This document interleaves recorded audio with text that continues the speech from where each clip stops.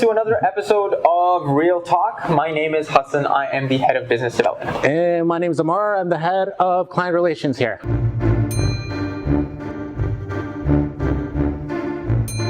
Just wanted to ask you a question, Ammar. I know you have a personal wealth management background, and personally, I didn't really start thinking about my personal finances up until a couple of years ago. I think I'm probably generalizing and putting everyone in a bucket, but probably a very millennial problem to have. So this is something separate from SmartCrowd. How would you advise people to invest their money who are just starting out? And it doesn't have to be real estate, of course.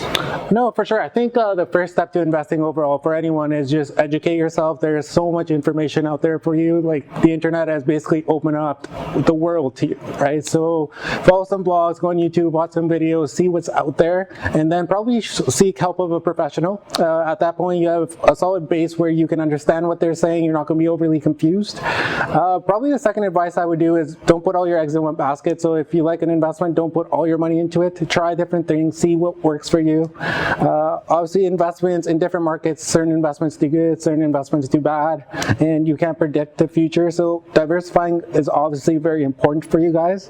And yeah, I think those would be the two major lessons I would say. Yeah, I think it's also, one thing you mention to clients all the time is it's all goal-based, right?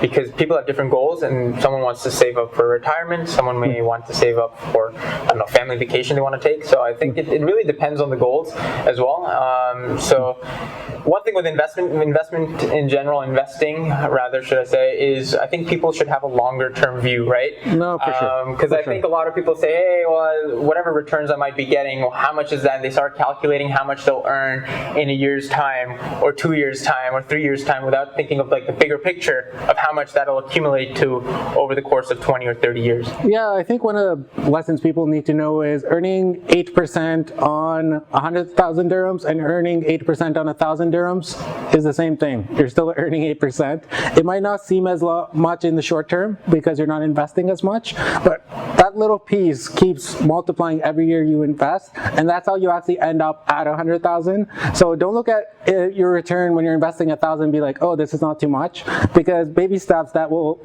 eventually lead up to you having 100,000, right? Yeah, no, I think that's good advice. Just set some money aside in terms of, call it a savings pool or investing pool, and just put it aside and ensure that you can make your money work for you. No, exactly. Right? Cool. So this was another episode of Real Talk. Let us know what you guys think. If you have any comments, some topic that we should discuss, maybe even sports. I don't know. We could probably do that. Something more interesting. Yeah, something more interesting. Anyways, so we'll be happy to kind of answer those questions for you. Check us out at SmartCrowd.ae, and until next time. Bye, guys.